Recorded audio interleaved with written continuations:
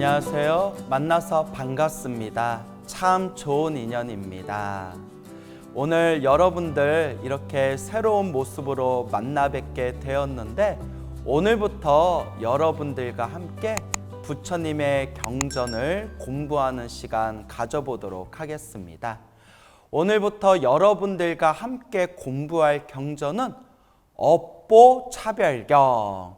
업보차별경이라는 것은 말 그대로 우리 불자들이 지키고 마음에 되새겨야 할 그런 업보의 여러 가지 현상과 차별에 대해서 부처님께서 설하신 경전입니다.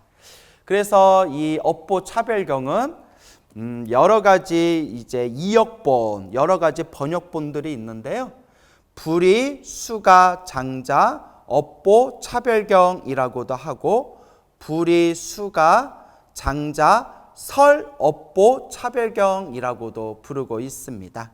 부처님께서 수가 장자를 위하여 업보의 차별에 대해서 설법하신 경전이다라는 의미가 되겠습니다. 수나라 시대 때 구담 법지라는 분께서 번역을 하셨습니다. 중국 수나라 시대 때 구담 법지라는 분께서 번역을 하셨고요. 간략하게는 업보차별경 혹은 불설 업보차별경이라 부르고 있습니다.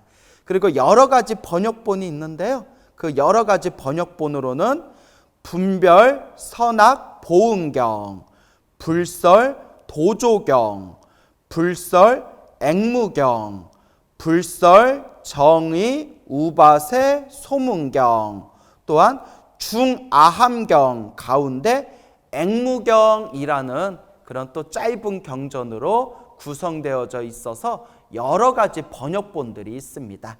우리가 경전 공부하면서 한 가지 유념해 두어야 되는 것이, 이 여러 가지 번역본이 있다는 것은 그만큼 그 경전의 영향력이 크다, 그만큼 그 경전이 많은 분들에게 관심을 받았던 그런 내용들이다, 이런 것을 우리가 유추해 볼 수가 있습니다.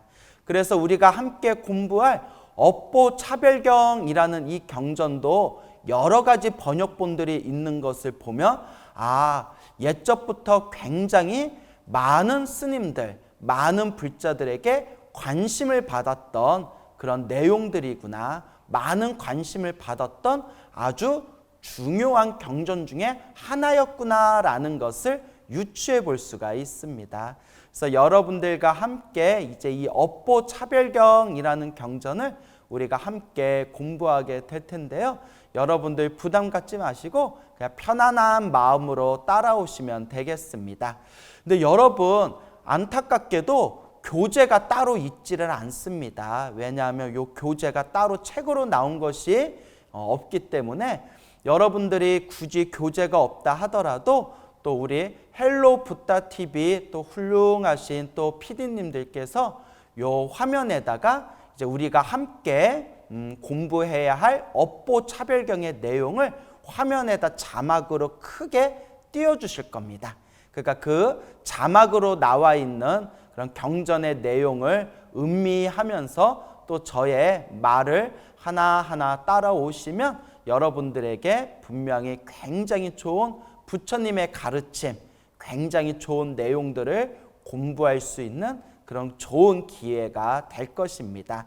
그래도 따로 이 경전을 따로 이제 종이로 페이퍼로 텍스트를 통해서 보시고 싶으신 분들은 이제 우리 그 인터넷에 들어가 가지고 인터넷에 동국역경원이라고 검색하시면 한글 대장경이라는 그런 이제 파트가 나옵니다. 그 한글 대장경에 들어가셔서 한글 대장경에서 요 제목을 검색하시면 이걸 찾아볼 수가 있습니다. 그냥 업보차별경이라고 검색하시면 안 되고요. 불이 수가 장자 설 업보차별경이라고 검색하시면 요 내용을 여러분들이 찾아볼 수가 있고요. 너무 복잡합니다 하는 분들은 네이버라든가 구글에서 요 제목을 그대로 불이, 수가, 장자, 설, 업보 차별경 혹은 업보 차별경이라고 검색하시면 인터넷에 다 이렇게 내용들이 올라와 있습니다. 그러면 그거를 복사하기를 해가지고 또 여러분들이 얼마든지 프린트로 만들어서 보실 수가 있을 겁니다. 어쨌거나 여러분들 우리가 이 업보 차별경 공부하면서 그렇게 어려운 내용들은 없습니다. 특별히 크게 어려운 내용들은 없고 중간에 헷갈릴 만한 내용들은 제가 또 하나씩 짚어가면서 또 여러분들이 부처님의 가르침을 온전하게 따라갈 수 있도록 그렇게 제가 또 강의를 진행하도록 하겠습니다. 이 업보 차별경을 우리가 함께 공부하는 이유가 어디에 있을까요? 제가 우리 불자님들께 늘 말씀드리지만 우리 앞에 펼쳐진 행복과 불행이라는 거, 우리 앞에 펼쳐진 모든 좋은 인연과 그리고 예기치 않은 그런 나쁜 인연들, 그리고 우리 앞에 펼쳐진 모든 좋은 일과 우리 앞에 펼쳐진 모든 나쁜 일들이 다 누가 지은 업이라고 했죠?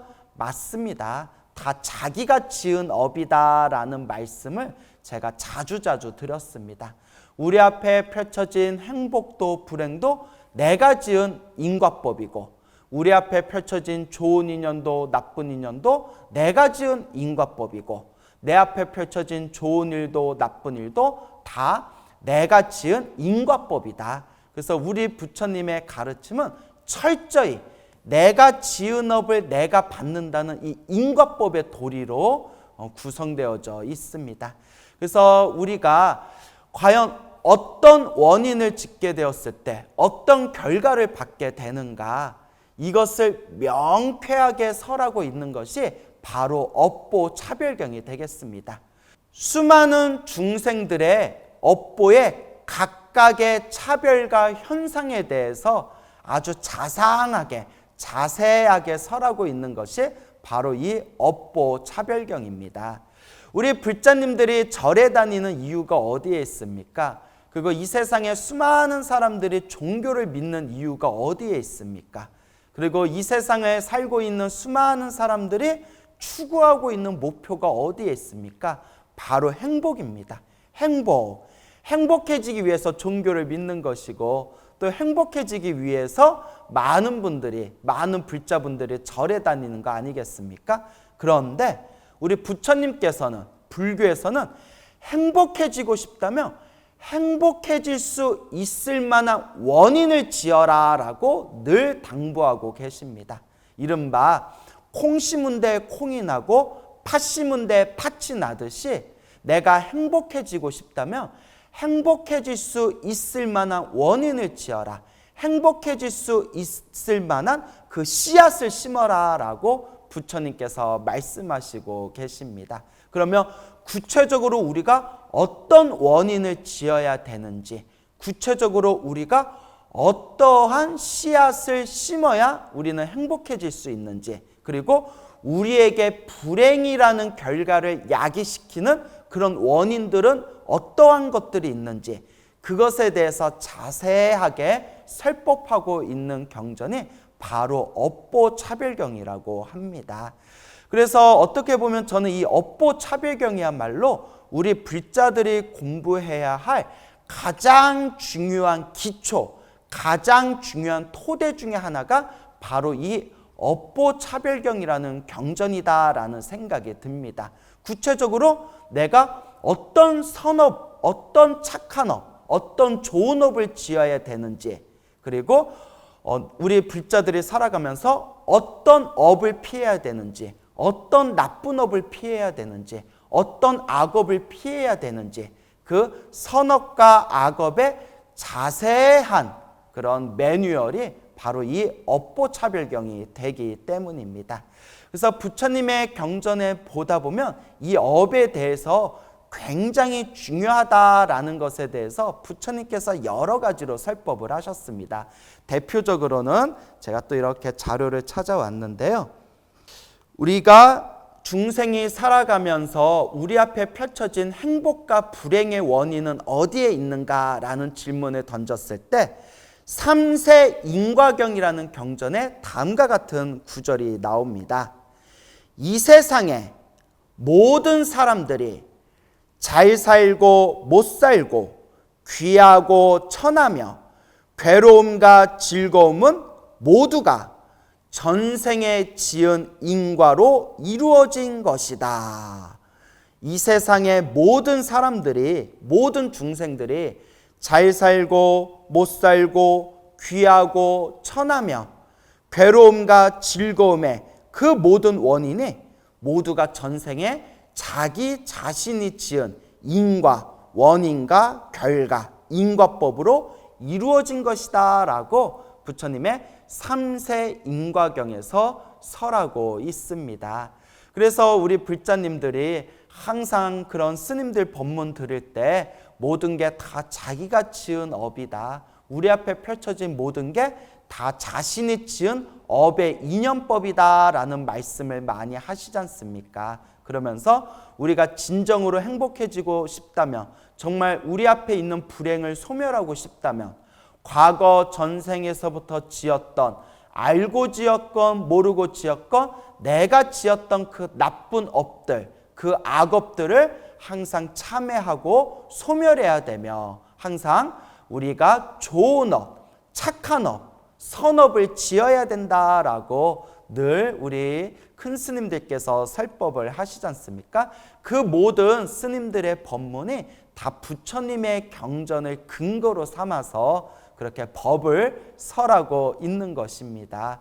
그러니까 여러분들이 정말 행복해지고 싶다면 지금 이 순간 끊임없이 복과 선업과 공덕을 쌓아 나가야 되는 것이고, 내가 지었던 복과 선업과 공덕의 그 씨앗이 행복이라는 열매로 열리게 되는 것입니다. 그러면 스님, 구체적으로 어떠한 복과 선업과 공덕을 쌓아야 됩니까? 라는 그런 자세한 설명이 바로 우리가 앞으로 공부하게 될 업보차별경이 되겠습니다. 이제 업보차별경을 공부하면서 이러한 행위를 하면 이러한 업을 받게 되는구나.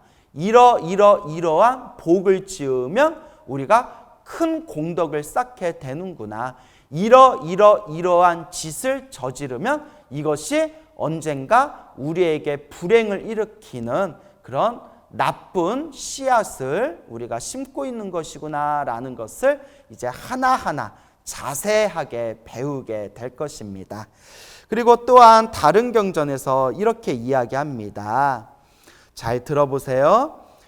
스승이시여, 여기서 말하는 스승이시여, 부처님을 뜻하는 겁니다. 부처님, 세존이시여, 스승이시여, 어떤 중생은 수승하고 어떤 중생은 열등하게 되는 뿌리가 무엇입니까? 수승하다라는 표현은 이제 우리말로 이제 쉽게 표현하면 훌륭하다라는 말로 이제 우리가 표현하면 되겠습니다. 어떤 중생은 훌륭하고 어떤 중생은 열등하게 되는 뿌리가 무엇입니까? 그 원인이 무엇입니까? 왜 어떤 중생은 잘났고 훌륭하고, 왜 어떤 중생은 못났고 또 어떤 중생은 열등하게 되는 것입니까? 제자여, 업의 주인은 자기 자신이다. 이 모든 업의 주인은 자신이다. 자신이 업의 계승자, 업에서 태어나고 업에 의하여 구속되고 업에 의하여 보호받는다. 이거 굉장히 중요한 얘기입니다. 업의 주인은 자기 자신이다. 자신이야말로 업의 계승자이고 업에서 태어나고 업에 의하여 구속되고 업에 의하여 보호받는다. 업이 중생들의 우열을 구분짓는다라고 마찌마 니까야라는 초기 경전에 이러한 내용들이 나온다고 합니다. 그래서 많은 불자들이 한 번씩은 들어봤을 그런 유명한 부처님 말씀이 있죠. 전생일을 알고자 하는가, 금생에 받는 것이 그것이다. 다음 생을 알고자 하는가, 이번 생에 짓는 것이 그것이다. 전생일을 알고자 하는가? 지금 내가 받고 있는, 지금 내가 처하고 있는 지금 이 상황을 보면 내가 전생에 어떻게 살아왔구나라는 것을 알 수가 있다고 합니다. 여러분들이 앞으로 다음 생, 미래 생을 알고 싶습니까? 지금 이번 생, 지금 이 순간 이번 생에 내가 어떠한 행위를 하고 있는지, 어떠한 업을 짓고 있는지, 어떠한 삶을 살아가고 있는지, 지금 이 순간 내가 지어놓은 이 인연법이 바로 다음 생, 다다음 생에 내 모습이 되게 될 것입니다. 그래서 여러분, 우리 부처님의 가르침은 철저하게 이 모든 것이 인연 따라 일어나고 인연 따라 사라진다라고 말씀하셨습니다. 절대 이 세상에 우연은 없습니다. 어쩌다 만난 우연? 그런 건 없습니다. 어쩌다 만난 행운? 어쩌다 만난 불운? 그런 것은 없습니다. 행운도 불운도 내 앞에 우연처럼 펼쳐진 모든 만남과 모든 부딪힘도 다 인연 따라 일어나고 인연 따라 사라지는 것입니다. 그래서 불교를 인연법이라고 부르고 있는 것이죠. 그러면 그 인연은 누가 짓는 걸까요? 그 인연은 과연 누가 만들어가는 것일까요? 맞습니다. 자기 자신이 만드는 겁니다. 내가 만든 그 인연법의 에너지가 바로 업이 되는 것입니다. 좋은 업도 나쁜 업도 내가 짓는 것이고, 내가 지은 그 좋은 업은 선업이 되어 행복으로 다가오고, 내가 지은 나쁜 업은 악업이 되어 불행으로 다가오게 됩니다. 여러분들은 행복하게 살고 싶습니까? 불행하게 살고 싶습니까? 행복하게 살고 싶다면 행복하게 살 수 있을 만한 원인을 심어야 됩니다. 그것이 바로 우리 중생들이 행복하게 살아갈 수 있는 복과 선업과 공덕의 길이 되는 것입니다. 그래서 구체적으로 우리가 어떠한 행위를 지었을 때 그것이 어떠한 업보로 펼쳐지게 되는가, 그 모든 중생들의 업보의 낱낱의 현상과 차별에 대해서 설하고 있는 경전이 바로 이 업보 차별경이 되겠습니다. 그래서 이 업보 차별경을 여러분들이 찬찬히 읽다 보면 정말 인생 착하게 살아야 되겠구나, 인생 나쁜 짓 하면서 살면 안 되겠구나, 내가 불제자로서 이와 같이 복과 선업과 공덕을 지으면서 살아가야 되겠구나라는 것을 여실하게 이해하고 또한 여실하게 여러분들이 받아들이시게 될 겁니다. 여러분, 절대 이 업이라는 것을 우습게 봐서는 안 됩니다. 이 업으로 인해서, 이 업으로, 내가 지었던 이 업으로 인해서 우리가 부처가 될 수도 있는 거고, 이 업 때문에 우리가 저 사막도 지옥악이 축생에 떨어지기도 하는 것입니다.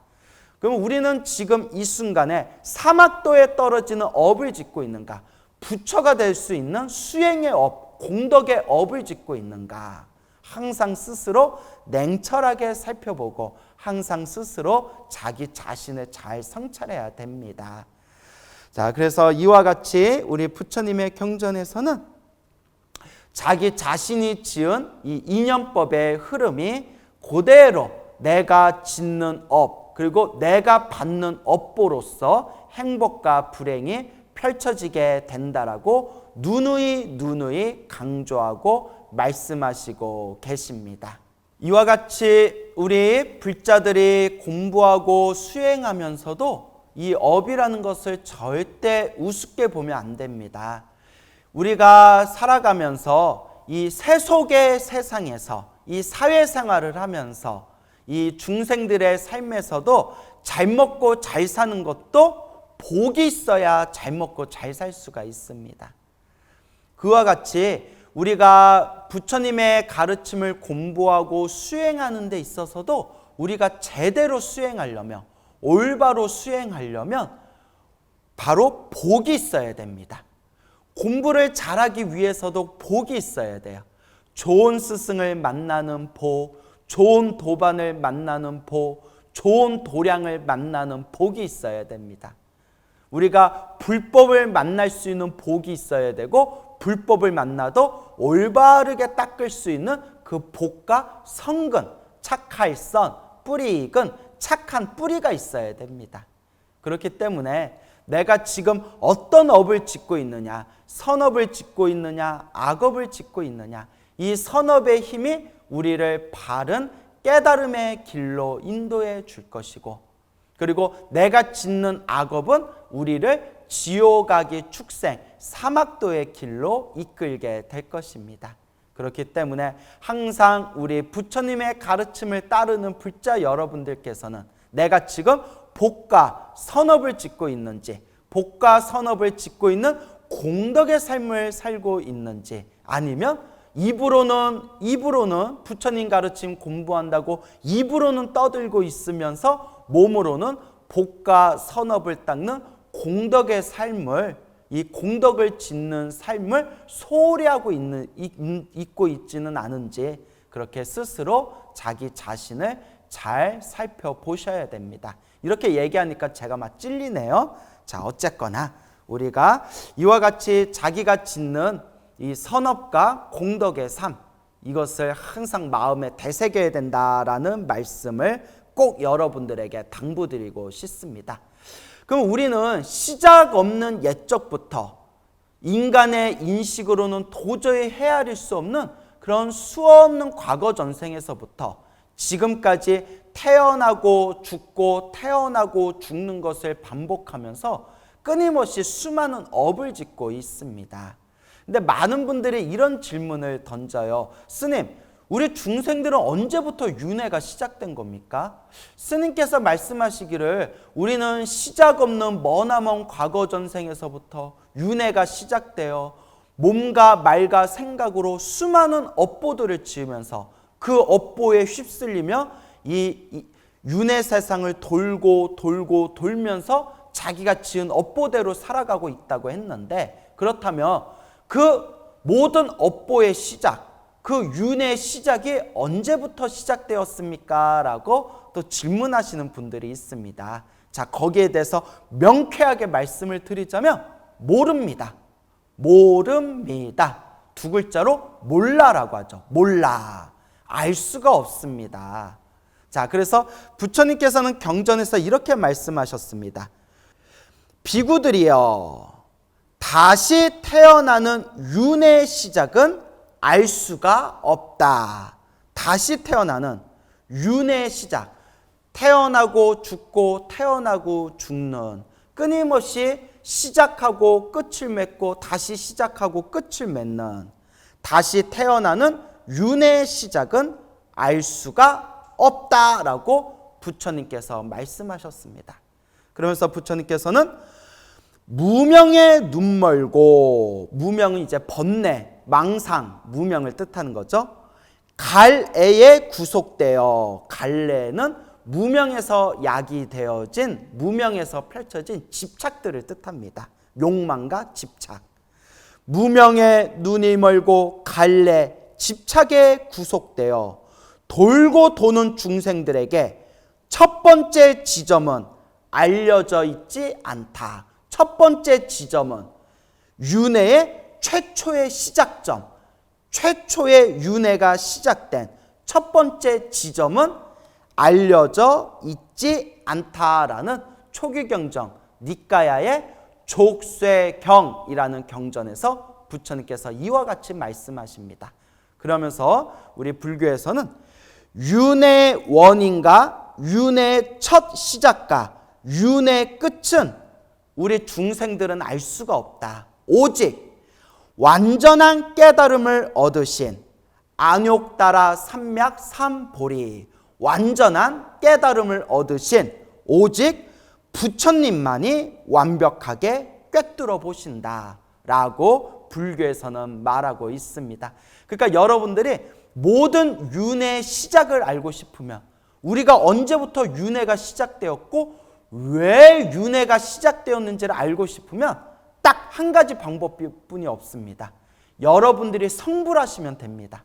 여러분들이 부처가 되면, 여러분들이 안욕따라 삼맥 삼보리, 완전한 위없는 완전한 깨달음을 얻게 되면 그때 비로소 모든 윤회의 시작과 윤회의 원인과 윤회의 최초의 시작점, 그 첫 번째 시작점을 꿰뚫어 볼 수가 있다고 합니다.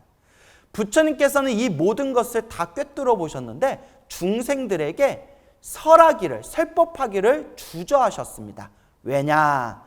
이 윤의 첫 시작은 인간의 인식으로는 헤아릴 수 없는 세계이기 때문에 부처님께서 억지로 말로써, 언어와 말로써, 문자로서 설법을 하시며 오히려 중생들에게 혼란을 일으킬 수가 있기 때문에 부처님께서는 이 윤의 첫 시작에 대해서 중생들에게 자세하게 말씀하시기를 주저하셨다고 합니다. 그래서 부처님께서 하신 말씀은 그대가 깨달아라. 그대가 깨달음을 얻고 그대가 모든 번뇌와 망상에서 벗어나 완전한 깨달음을 얻으면 이 모든 것을 저절로 알게 될 것이다 라고 말씀을 하셨습니다. 그래서 언제부터 윤회가 시작됐는지, 윤회의 원인이 무엇인지 이걸 완벽하게 꿰뚫어 보는 것은 오직 부처님밖에 안 계시고 우리 같은 일반 중생들은 도저히 언어와 문자로서는 그 깊은 심오한 이치를 다 헤아릴 수가 없다고 합니다. 결론은 하나입니다. 성부라면 됩니다. 부처가 되면 우리가 이러한 모든 이치들을 완벽하게 꿰뚫고 모든 의심과 의혹과 미혹은 완전히 사라지게 된다라고 불교에서는 말하고 있습니다. 우리 중생들이 언제부터 이 윤회가 시작되었는지는 도저히 이 말로서 표현할 수가 없습니다. 다만 분명히 우리는 지금 이 윤회 세상에서 지금 구속되어져 있고 이 윤회 세상에서 내가 지은 업보대로 내가 그 업을 받으면서 살아가고 있다고 우리 부처님께서 말씀하시고 계시는 겁니다. 내가 시작 없는 옛적부터 지금까지 살아오면서 몸으로서 업을 지었고 입으로서 업을 지었고 생각으로서 업을 지었습니다. 몸과 말과 생각으로 지은 그 수많은 업들은 선업이 되기도 하고 악업이 되기도 하면서 내가 지은 선업대로 내가 지은 악업대로 그 업을 내가 받으면서 지옥, 악귀, 축생, 아슈라, 인간, 천상세계를 끊임없이 육도, 윤회 6가지 세상을 끊임없이 수레바퀴처럼 돌고 있습니다. 그래서 부처님께서 말씀하시기를 중생들이여 시작 없는 옛적부터 지금까지 살아오면서 우리는 이 모든 육도 윤회를 모두 다 경험하였다. 지옥에도 떨어진 적이 있었고 축생으로 태어난 적도 있었고 인간 세상에서 인간으로 살아간 삶도 수없이 많았고 저 하늘세계 신으로 태어난 적도 있었다. 하지만 끊임없이 이 윤회 세상에서 반복되는 태어남과 죽음을 끊임없이 반복하면서 지금 이 자리에 다시 인간으로 태어나게 되었다. 오 중생들이여 언제까지 끊임없이 이 윤회의 삶을 반복할 것인가 라고 부처님께서 끊임없이 우리 중생들에게 법을 설하십니다. 그리고 부처님께서는 윤회 안에서 얻는 행복은 진정한 행복이 아니다라고 말씀하셨습니다. 윤회 안에서 부귀와 영화를 누리고 돈을 벌고 엄청난 명예와 권력을 얻고 아무리 쾌락과 즐거움을 누린다 하더라도 그것은 진정한 행복이 아니다. 진정한 즐거움이 아니다. 완전한 행복, 완전한 즐거움이 아니다라고 말씀하셨습니다. 인간으로 태어나 부귀 영화를 누려도 복이 다하면 결국 언젠가는 우리 인간은 목숨이 다하여 이 인간 세상에서 결국 목숨이 끊겨 또 우리가 다음 생에 어디로 태어날지 우리는 한순간도 미래를 예측할 수가 없습니다. 내가 이번 생에 부귀 영화를 누리면서 이번 생 아무리 감각적 즐거움을 누리면서 살았다 하더라도 이렇게 복을 다 쓰고 나면 다음 생에 내가 무엇이 되어 다시 태어날지 전혀 알 수가 없는 것입니다. 하늘세계 꼭대기에 태어나서 온갖 즐거움을 누린다 하더라도 복이 닿으면 다시 밑에 세상에 떨어질 수밖에 없는 불완전한 세계가 바로 이 윤회 세상입니다. 그래서 부처님께서는 이 윤회 안에서 펼쳐진 모든 즐거움, 쾌락, 행복은 진정한 의미의 행복도 아니요, 진정한 의미의 즐거움과 진정한 의미의 그런 어떤 행복, 즐거움, 쾌락이 아니라고 말씀을 하셨습니다. 그 부처님께서 말씀하신 진정한 행복은 어디에 있냐? 윤회에서 벗어난 완전한 자유, 윤회에서 벗어난 영원한 행복이야말로 진정한 행복이고 진정한 즐거움이다라고 말씀하셨습니다. 그래서 부처님께서는 이 윤회에서 벗어나는 것을 열반이라고 표현하셨습니다. 탐욕과 성냄과 어리석음이 완전히 소멸한 깨달음의 세계, 탐욕과 성냄과 어리석음, 탐진치, 삼독과 번뇌와 망상이 완전히 소멸하면 우리는 그 윤회의 구속, 윤회의 족쇄에서 벗어나게 됩니다. 이것을 열반이라고 부르게 됩니다. 그래서 부처님의 경전을 보면 이 열반의 즐거움에 대해서 끊임없이 노래하고 있고, 또한 이 열반이야말로 최상의 행복이고 영원한 자유고 진정한 행복이다라고 말씀하시고 계십니다. 그래서 복을 짓고 선업을 짓고 공덕을 쌓더라도 내 개인적인 행복, 내 개인적인 즐거움을 위해서 복과 선업과 공덕을 쌓는 것이 아니라 진리의 깨달음, 영원한 자유, 영원한 행복, 열반의 즐거움, 모든 중생과 다 함께 성불하는 자타일시 성불도를 목표로 해서 복과 선업과 공덕을 쌓으셔야 됩니다. 이것을 꼭 명심하셨으면 좋겠습니다. 그런데 여러분, 업과 업의 관계, 이 업보의 세밀한 이 이치는 오로지 부처님만이 완벽하게 꿰뚫어 볼 수 있다라고 경전에서 말씀하시고 계십니다. 예를 들어서 우리같이 평범한 중생도 열심히 이 마음을 닦으며 과거 전생을 볼 수가 있다고 합니다. 실제로 뭐 단전호흡을 한다거나 무슨 주문 수행을 한다거나 나름대로의 특별한 마음 공부를 하시는 분들 중에서도 어렴풋하게나마 전생을 보실 수 있는 분들이 계십니다. 또한 아라한 같은 경우에도 거룩한 성자인 아라한들도 신통이 있는 아라한이 있고 신통이 없는 아라한도 있다고 합니다. 그래서 아라한들도 과거 전생이나 몇 생 전을 꿰뚫어 보시는 아라한도 계시고, 그리고 신통제일 목건년이나 지혜제일 사리불 같은 분들께서는 수없는 과거 수백 생 전의 전생을 꿰뚫어 보시는 그런 아라한들도 계시다고 합니다. 그런데 중요한 것은 하나하나의 낱낱한 이치 완벽하게 꿰뚫어 보시는 분은 오직 부처님밖에 안 계시답니다. 이 중생이 과거 전생에 어떤 업을 지어서 이번 생에 이런 결과가 생겼구나라는 것을 거미줄과 같이 촘촘하게 완벽하게 꿰뚫어 보시는 분들은 오직 부처님밖에 안 계신다라고 말씀하시고 계십니다. 그러니까 어렴풋하게 전생을 보는 것만으로는 이 인과법, 인연법을 완벽하게 알 수가 없습니다. 심지어 아라한들조차도 수백 생 전의 전생을 꿰뚫어 봤다 하더라도 부처님의 그 세밀한 그 깨달음의 지혜에 비하면 저 태양 옆에 반딧불과 같다고 하였습니다. 중생들의 업과 그 업의 세밀한 그 서로가 서로의 관계, 그 이치는 부처님만이 완벽하게 꿰뚫어 보고 이해하실 수가 있다. 그래서 중생이 생각할 수 없는 아주 심오한 이치 4가지가 있다. 일반 중생들이 헤아릴 수 없는 그 4가지는 무엇인가? 자, 부처님 경전에 다음과 같은 내용이 나옵니다.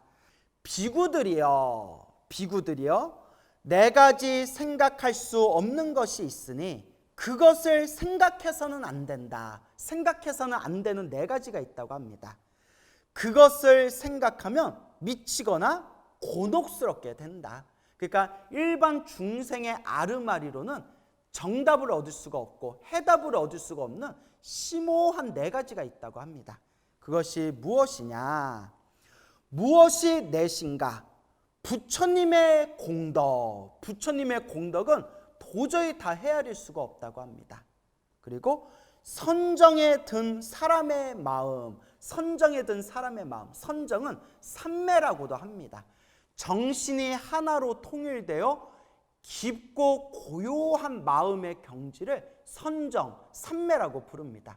선정과 삼매에 들지 못한 평범한 중생들은 아르마리로서 감히 그 선정과 삼매의 경지를 헤아릴 수가 없다.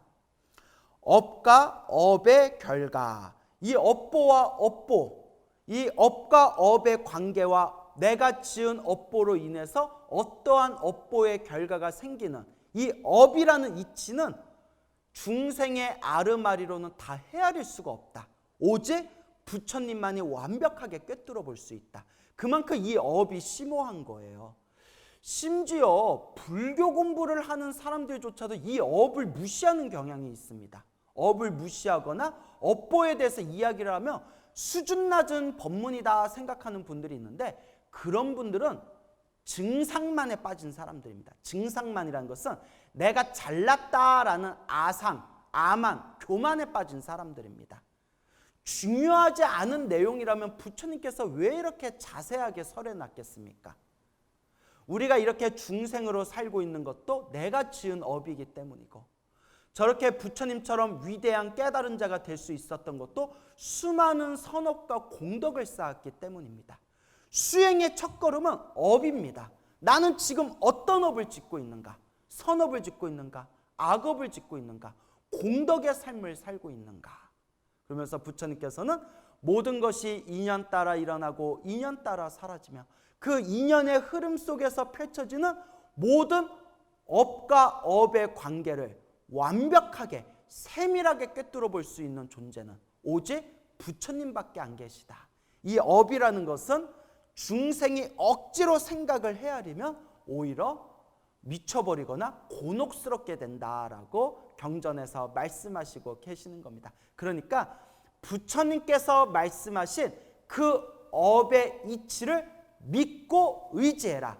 경전에서 부처님께서 말씀하신 이 심오하고 세밀한 이 업의 이치를 우리 불자들은 믿고 의지하고 닦으면 된다는 말씀이 되겠습니다. 그리고 마지막이 세상에 대한 사색이다. 이 세상에 대한 이치, 이 세상에서 일어나고 사라지는 이치는 우리 중생들의 아르마리로는 다 헤아리기가 어려울 정도로 복잡하다는 그런 말씀이 되겠습니다. 그래서 생각할 수 없음이라는 경에 나오는 이런 네 가지의 우리 중생들이 생각해서는 안 되는, 오히려 깊이 생각할수록 답을 내리기 어려운 이런 네 가지에 대해서 부처님께서 경전에서 말씀하시고 계십니다. 실제로 어떠한 업에 의해서 어떠한 결과가 일어나는지를 모두 다 세세하게 알 수 있는 존재는 오직 부처님밖에 없다. 완전한 깨달음을 얻으신 부처님만이 그것들을 다 아실 수가 있다. 부처님의 거룩한 제자들조차도, 부처님의 거룩한 제자들인 아라한들조차도 자기들이 얻은 지혜의 수준에 따라 그 일부를 알 뿐이다. 그렇기 때문에 오직 이 업의 관계의 세세한 그 촘촘한 그 이치와 현상과 차별을 완벽하게 꿰뚫어 보시는 분은 바로 부처님밖에 안 계시는구나 라는 것을 여러분들이 잘 되새기시고, 이 업의 가르침을, 경전에 나와 있는 이 업, 인연법의 가르침을 믿고 의지하면서 복과 선업과 공덕을 닦으시기 바랍니다.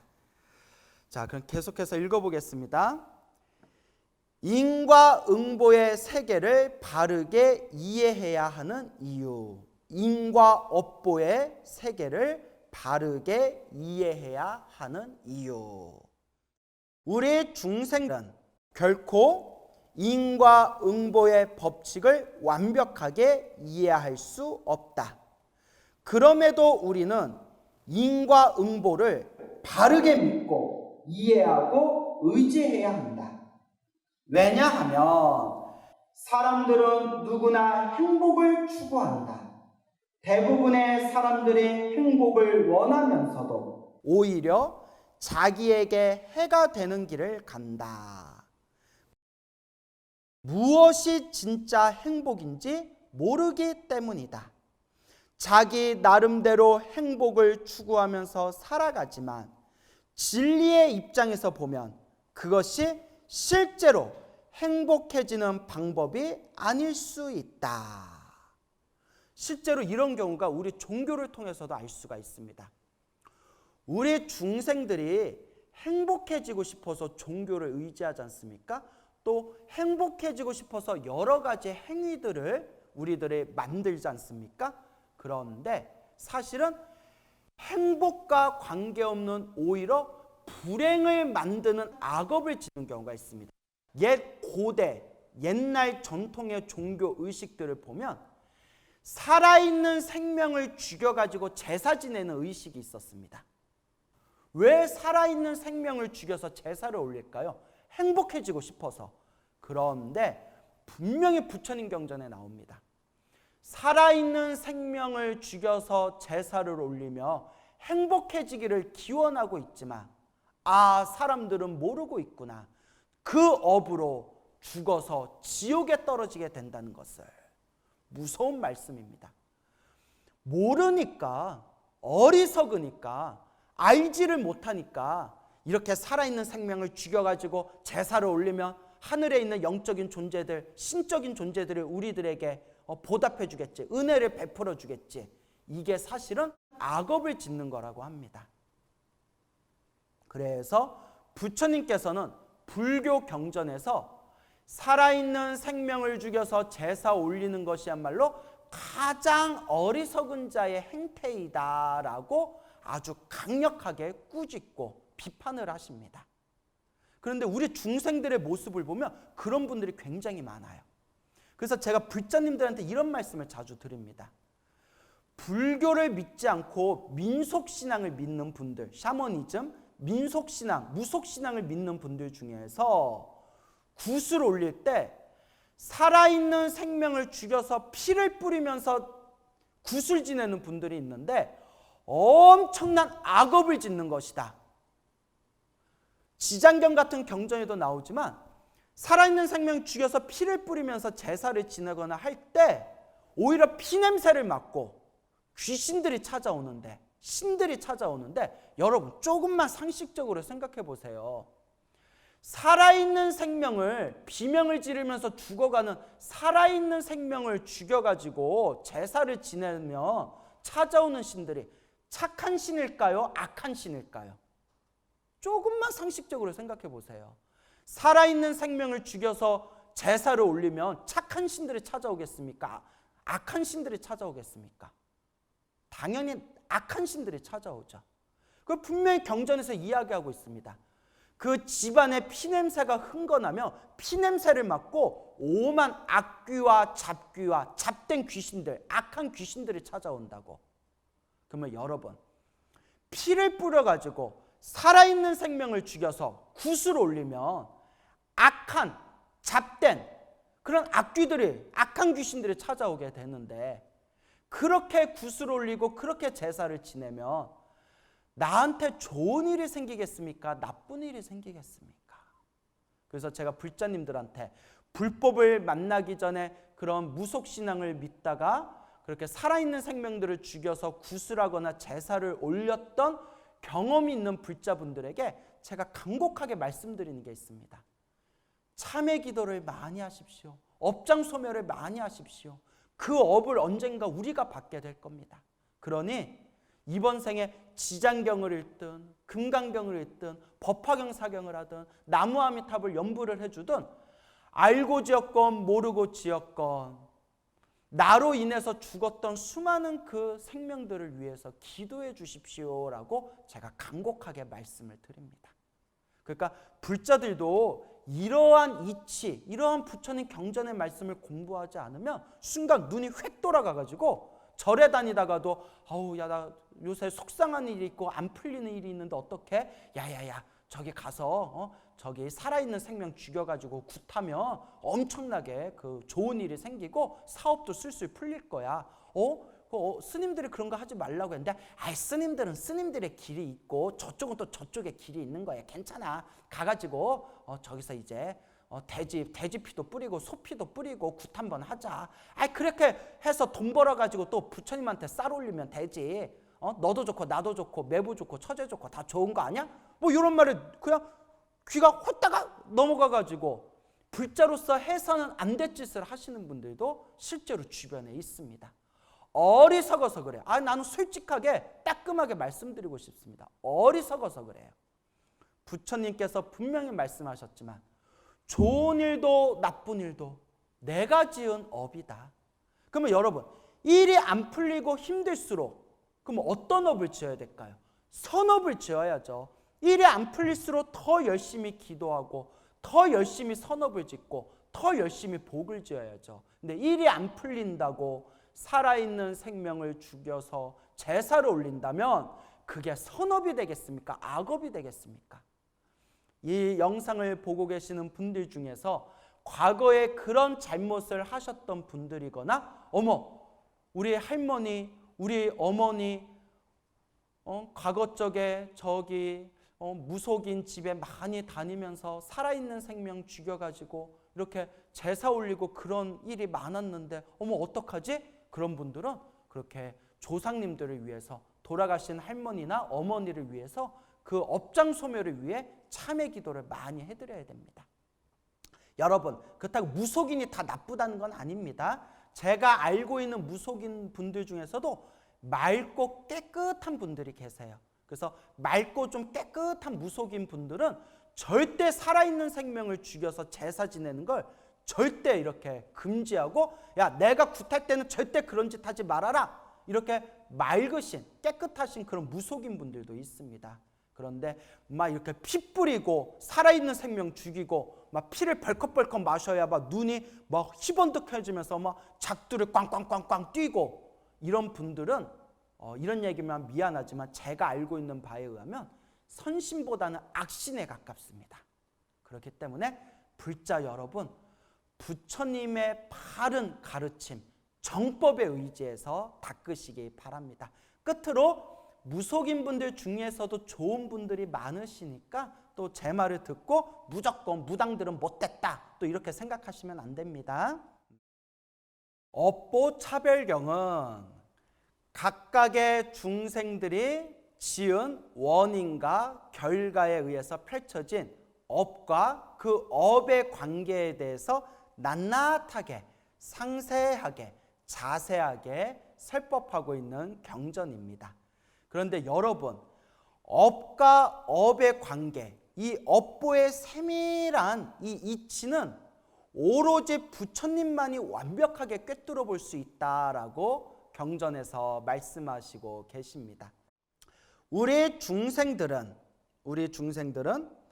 어떤 것이 행복을 얻는 선업이고 어떤 것이 불행을 만드는 악업인지 기준이 없으면 악행은 자꾸 저지르게 되고 선행은 자꾸 줄어들게 된다. 선과 악에 대한 확실한 기준이 있으면 악행을 최소화하고 선행을 많이 할 수 있게 된다. 그렇죠. 무엇이 선업이고 무엇이 악업인지 정확한 기준이 있으면 선업은 자꾸 짓게 되고 악업은 자꾸 피하게 되는 것이죠. 그래서 우리가 업보차별경을 배우는 겁니다. 업보차별경을 통해서 온갖 업보의 현상과 차별에 대해서 부처님 말씀을 공부하면서 이런 업을 지으면 복이 되고 선업이 되는구나. 아이쿠 이런 업을 지으면 이게 악업이 되고 이게 불행이 되고 나쁜 업이 되는 것이구나. 이것을 판단할 수 있는 기준이 생긴다는 겁니다. 그 판단할 수 있는 기준을 우리가 업보차별경에서 공부하는 겁니다. 인과에 대한 이해 없이 그냥 선업을 행하는 경우와 이 업을 행하면 이런 인과 법칙에 의해 이런 좋은 결과가 일어난다는 것을 이해하고 선업을 행할 때 그 업의 강도에 큰 차이가 있다. 이것은 이제 선지식들께서 말씀하신 겁니다. 그냥 좋은 일을 하면서도 이게 좋은 일인 줄 모르고 하는 거와 내가 이와 같은 복을 짓고 이와 같은 선업을 짓고 이와 같은 공덕을 쌓아서 나에게 복과 선업과 공덕이 쌓이게 되는구나 라는 것을 올바르게 인식하면서 복과 선업과 공덕을 쌓을 때 훨씬 더 큰 그런 이제 선업의 에너지가 생긴다고 합니다. 그리고 한 걸음 더 나아가서 그 모든 복과 선업과 공덕의 이치를 올바르게 이해하고 있으면서도 그러한 복과 선업과 공덕에 집착하지 않고 그런 집착이 없는 순수한 마음으로 복과 선업과 공덕을 지을 때 그것이 진정한 무주상 보시가 되고 무주상 머무르는 바가 없는 상에 머무르는 바가 없는 진정한 공덕이 펼쳐지게 되는 겁니다. 일단 우리 중생들 입장에서는 이게 선업인지 악업인지 그냥 전혀 모르고 업을 짓는 거와 이것이 올바른 선업이고 이것이 올바르게 복을 짓는 것이다 라는 것을 꿰뚫어 보고 복과 선업과 공덕을 쌓을 때 훨씬 더 강력한 선업의 에너지가 생기게 된다. 이렇게 이해하시면 되겠습니다. 악업을 자주 행하면 끊임없이 악처를 헤매며 나쁜 곳, 나쁜 곳, 악도를 헤매며 고통 속에 살아간다. 선업을 자주 행하면 선처, 좋은 곳, 즐거운 곳에 태어나 즐거움을 얻고 나아가 언젠가는 깨달음을 얻어 윤회에서 벗어나게 된다. 부처님께서 먼저 깨달음을 얻고 무지몽매한 우리 중생들에게 알려주신 이 가르침을 믿고 따르게 되었을 때 이것이 바로 우리가 불교를 만난 진정한 이익이 된다라는 것을 여러분들께서 명심하시기 바랍니다. 그래서 왜 우리가 업보차별경을 공부해야 되는지, 왜 부처님께서 말씀하신 그 각각의 업보에서 펼쳐진 현상과 차별에 대해서 올바른 이해와 올바른 기준을 세워야 되는지 그 목적에 대해서 오늘 말씀을 드렸습니다. 그래서 제가 늘 말씀을 드리지 않습니까? 행복해지고 싶습니까? 그리고 불행을 피하고 싶습니까? 행복과 불행은 결국 모든 것이 인연법이다. 그리고 그 인연이라는 것은 바로 내가 지은 것이다. 내가 몸으로 짓고 입으로 짓고 생각으로 지은 그 에너지, 몸과 말과 생각으로 지은 그 에너지가, 그 에너지 덩어리가 업이 되어가지고 몸과 말과 생각으로 지은 착한 에너지는 선업이 되고 몸과 말과 생각으로 지은 나쁜 에너지는 악업이 되어서 선업은 행복으로 악업은 불행으로 끊임없이 내가 지은 업의 인연법대로 내가 그것을 받아가면서 살아가게 되는 것이다 라는 말씀을 자주자주 제가 드리지 않습니까? 그래서 여러분, 흔히 어떤 분들은 이런 이야기를 하세요. 스님, 마음이 본래 부처인데 그런 자질굴레한 게 다 무슨 필요가 있습니까? 마음이 본래 부처니 이 본래 부처인 마음만 믿고 살아가면 되지 않습니까? 이론적으로는 맞아요. 이론적으로는 맞는데 입으로는 내가 마음이 부처다라고 하면서 몸으로 실천하는 사람은 제가 거의 못 봤어요. 이 얘기 들으시면 찔리는 분들이 있을 겁니다. 입으로는 마음이 부처다 라고 하면서 마음이 부처라고 하면서 몸으로 부처인 것처럼 실천하는 사람, 언행이 일치된 사람을 제가 거의 못 봤습니다. 있기야 하겠죠. 어딘가에 계시기는 하겠죠. 근데 제가 거의 못 봤어요. 이게 이론과 현실의 괴리감이에요. 머리로는 다 알아. 머리로는 부처님의 가르침이 다 이해가 되고, 머리로는 조사 스님들의 모든 어록이 다 이해가 되고, 머리로는 내가 부처요라는 게 머리로는 이해를 했어요. 그런데 몸으로는 탐욕과 성냄과 어리석음이 그대로 남아있어. 입으로는 마음이 부처요 하면서 누가 나에게 조금만 신경 거슬리게 하면 화를 팍 내고, 조금만 이익되는 일이 있으면 자기가 그거 움켜주려고 하고, 그리고 불자로서 지켜야 할 올바른 행위와 규범에 대해서도 마음이 부처인데 그런 거에 뭐하러 집착해? 이런 어리석은 마음을 일으키는 분들이 은근히 주변에서 제가 많이 본 적이 있습니다. 그렇다고 다 그런 건 아니죠. 훌륭하신 분들도 있습니다. 제 얘기를 너무 하나에만 들으시면 안 됩니다. 다만 입으로 외치면서 몸으로 실천하지 못하는 사람들이 너무 많다. 그래서 우리가 꼭 명심해야 될 게 있습니다. 마음이 본래 부처다라는 부처님 법문은 진실입니다. 진실입니다. 최상의 깨달음의 경지입니다. 단 마음이 부처인 건 사실이지만 그거는 모든 번뇌와 망상이 사라진 완벽한 깨달음의 경지에서 말할 수 있는 세상입니다. 우리같이 탐욕과 성냄과 어리석은 사람들이 감히 헤아릴 수 있는 깨달음의 세계가 아닙니다. 그래서 흔히 우리 스님들이 이런 이야기를 합니다. 여러분, 부처님도 삼아승직업에 닦았습니다 라는 표현을 합니다. 삼아승직업에 닦았다. 아승직업이라는 표현은 도저히 인간의 생각으로 헤아릴 수 없는 기나긴 시간을 아승직업이라고 합니다. 아승직업, 인간의 의식으로 도저히 헤아릴 수 없는 기나긴 시간, 그 아승직업을 몇 번을 굴리셨다? 3번을 굴리셨다는 거예요. 인간의 인식으로 도저히 헤아릴 수 없는 무한에 가까운 세월을 3번을 굴리신 삼아승직업을 닦으셔서 저렇게 위대한 부처님이 되셨다라고 이야기하고 있습니다. 이론적으로는 마음이 부처지만 마음이 부처인 그 완벽한 깨달음의 경지에 가기 위해서 삼아승직업을 닦으셨다.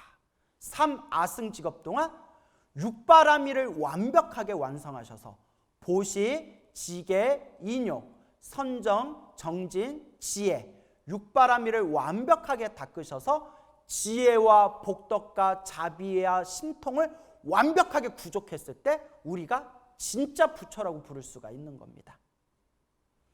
입으로는 마음이 부처다라고 말하면서 몸과 행동이 따로 움직인다면 과연 그것을 진정한 수행이라고 부를 수 있겠습니까? 그래서 여러분, 사람을 일단 겸손한 게 좋아요. 겸손한 게. 그래도 내가 마음이 부처다 이렇게 자만심에 빠지는 것보다는 내가 마음이 부처인 것은 사실이지만 아직은 탐욕과 성냄과 어리석음이 가득한 중생의 상태이기 때문에 겸허한 마음으로 나는 꾸준히 복과 선업과 수행의 공덕을 쌓고 닦아야 된다라고 마음을 겸허하게 닦는 것이 중요합니다. 그렇기 때문에 그 복과 선업과 공덕을 닦는 좋은 기준이 될 수 있는 경전이 바로 우리가 앞으로 공부하게 될 업보 차별경이 되겠습니다. 우리 중생들은 경전 공부를 많이 하신 또 불자님들이 계시지 않습니까? 그래서 경전 공부를 많이 하신 불자님들께서도 머리로는 다 알겠는데 이렇게 몸으로는 실천이 잘 안 됩니다라는 말씀을 자주 하십니다. 실제로 제가 그래요. 남 얘기할 필요 없이 저도 경전도 많이 보고 책도 많이 보고 나름대로 밤새워서 공부도 많이 했지만 아는 것만큼 제 몸과 말이 전혀 따라주지 않는다는 것을 너무나 강하게 느낍니다. 그리고 또 우리 주변에 보면 절에 오랫동안 다니면서 나름대로 수행도 많이 하고 공부도 많이 하셨는데 가끔씩 절에 안 다니는 사람들보다도 훨씬 더 마음을 못 쓰는 그런 사람들을 볼 때가 있습니다. 그럴 때 우리는 의문에 빠지죠. 저렇게 절에 다녔는데 왜 저럴까? 저렇게 불교 공부를 했는데 왜 저럴까? 남 얘기할 필요도 없이 저 자신만 보더라도 20년이 넘게 나름대로 공부했는데 나는 왜 그럴까? 그게 바로 업습입니다. 업습, 업의 습관. 우리 중생들은 지독한 이 업보의 습관에 스며들어 있어가지고 이 습관이 쉽게 안 변하는 겁니다. 여러분 생각해 보세요. 이번 생에 담배를 3년 동안 피면 담배를 끊었을 때 완벽하게 담배를 끊는 게 30년이 걸린답니다. 몸에 스며든 그 니코틴, 그 인이 완전히 쏙 빠지는데 좀 과장해서 얘기하자면 3년 담배 피웠을 때 그 담배를 완벽하게 끊고 니코틴 그 인까지 싹 빠지는데 30년이 걸린대요. 3년을 담배 피워도 30년을 끊어야 완전 금연이라고 이야기할 수가 있는데 하물며 시작 없는 수 없는 과거 전생에서부터 지금에 이르기까지 중생으로 살면서 탐욕과 성냄과 어리석음으로 그 업보가 몸과 말과 생각으로 그 중생의 업보가 쌓이고 스며들고 스며들었는데 이번 생에 몇 년 공부하고 이번 생에 몇십 년 수행했다고 그 업의 습관이 싹 사라지겠습니까? 그래서 옛 선지식들 말씀이 어렵고 어렵도다, 참으로 어렵도다 라고 탄식을 하신 겁니다. 정말 어렵습니다. 정말 제대로 수행하시고 정말 처절하게 수행하신 분들은 수행이 쉽다라는 말 절대 그렇게 가볍게 이야기 못합니다. 정말 내가 수행을 할 때는 모든 것을 다 이룰 수 있을 것 같고 마음이 한없이 편안하고 맑아지는 느낌이 들다가도 조금만 사람들하고 부딪히고 조금만 관계 속에서 스트레스를 받으면 그 공부한 것들이 다 날아가 버리는 그런 경험을 하게 됩니다. 참으로 이 수행이 쉬운 게 아니다. 단 석가모니 부처님께서도 아승직업을 닦으셨다. 헤아릴 수 없는 기나긴 시간 동안 그 숱한 탐욕과 성냄과 어리석음의 그 습관조차도 완벽하게 소멸하셔서 저렇게 위대한 부처님이 되셨다. 그래서 우리가 교리 공부를 할 때 이런 내용이 나옵니다. 번뇌와 망상이 소멸하고 탐욕과 성냄과 어리석음이 완전히 소멸하신 거룩한 성자를 아라한이라고 하지 않습니까? 아라한은 존경받을 만한 분, 존중받을 만한 분이다라고 우리가 보통 해석을 합니다. 그렇게 존경받을 만한 분, 존중받을 만한 분이 바로 아라한이신데 아라한은 번뇌는 소멸했지만 아직도 습관은 남아있답니다. 그 교리 공부를 하다 보면 그런 내용이 나옵니다.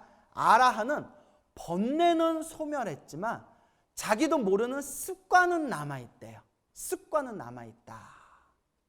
그렇기 때문에 이 세밀한 습관조차도 완벽하게 소멸하신 분은 오직 누구밖에 안 계신다? 부처님밖에 안 계신다라고 특히 대승의 가르침에서는 이와 같이 이야기합니다. 그래서 아라한이 번뇌와 망상이 소멸하고 윤에서 벗어난 것은 맞지만 존경받고 존중받을 만한 건 맞지만 번뇌는 없으시되 알게 모르게 살아왔던 그 습관은 남아있다. 그리고 그 미세한 세밀한 습관조차 흔적도 없이 완벽하게 정화되신 분은 오직 부처님이시다. 그래서 우리가 교리 공부를 하다 보면 부처님과 아라한이 윤회에서 벗어나신 거룩한 성자지만 그러한 능력의 차원에서는 부처님과 아라한의 벽을 따로 둡니다. 그래서 모든 아라한들의 스승이 바로 부처님이시지 않습니까? 그래서 이와 같이 이 업의 습관 때문에 지독하게 우리 몸과 마음에 스며든 이 업보의 습관 때문에 머리로는 이해해도 쉽게 변화되어지지가 않는구나. 그러면 어떻게 해야 될까요? 꾸준히 닦는 수밖에 없습니다. 꾸준히 닦는 수밖에 없습니다. 그래서 심지어는 여러분, 저는 그래도 스님이기 때문에 여러분들보다는 절에서 제가 훨씬 더 보고 들은 게 많지 않습니까? 사실 제가 보고 들은 비하인드 스토리를 이렇게 공개적으로 다 이야기할 수가 없습니다. 또 이야기해서는 안 될 내용들도 있고. 그렇지만 우리 불자님들한테 말씀드리고 싶은 게, 정말 훌륭하신 큰 스님들이 너무나 많으시지만 참선을 해서 깨달았다라고 알려지신 스님분들 중에서도, 마음이 부처다라고 참선해서 깨달았다라고 알려지신 어른 스님들 중에서도 당신의 그 고질적인 습관을 돌아가실 때까지 못 고치신 분들도 있습니다. 예. 그렇다고 그분들을 이제 무시하는 건 아니죠. 다만 그만큼 업의 습관을 고치기가, 변화시키기가 어렵다라는 것을 제가 강조하고 싶은 겁니다. 여러분, 낱말할 필요도 없이 내 자신을 보면 알아요. 내 자신을 봐도, 야, 이번 생 습관도 이렇게 못 고치는데 세세생생 중생의 습관을 언제 다 고치냐. 그래서 부처님께서도 몇 겁을 닦으셨다? 3아승직업을 닦고 닦아서 저렇게 세밀한 습기, 세밀한 습관조차도 완벽하게 정화되신 저런 황금빛 지혜와 자비를 갖춘 위대한 부처님이 되셨구나. 그러니까 결론은 꾸준하게 닦고 닦으며 행하는 수밖에 없습니다. 그래서 저는 열심히 하자라는 말보다 꾸준히 하자라는 말을 더 좋아합니다. 처음부터 열심히 하는 사람들은 지쳐가지고 나자빠지더라고요. 근데 꾸준하게, 이번 생이 안 되면 다음 생, 다음 생이 안 되면 다다음 생, 꾸준하게 세세생생 불자로서, 부처님의 제자로서 성불하는 그날까지 꾸준하게 닦겠다. 그 첫걸음이 바로 복과 선업과 공덕, 바로 올바른 업을 짓는 것이 바로 첫 번째 걸음이 되는 것이고, 올바른 업을 짓는, 복과 선업과 공덕을 짓는 그 올바른 기준을 이제 우리가 업보 차별경에서 자세하게 공부하게 될 겁니다. 그러니까 여러분, 어려운 내용이 하나도 없으니까 편안한 마음으로 자꾸 보고 자꾸 듣다 보면 여러분들 마음속에 부처님 가르침의 에너지가 은은하게 스며드시게 될 겁니다. 그래서 항상 수행하시고 정진하시고 열심히는 하지 않더라도 꾸준하게 닦는 그런 불자가 되시기를 바람드리는 바입니다. 오늘 여기서 마치겠습니다. 여러분 성불하십시오.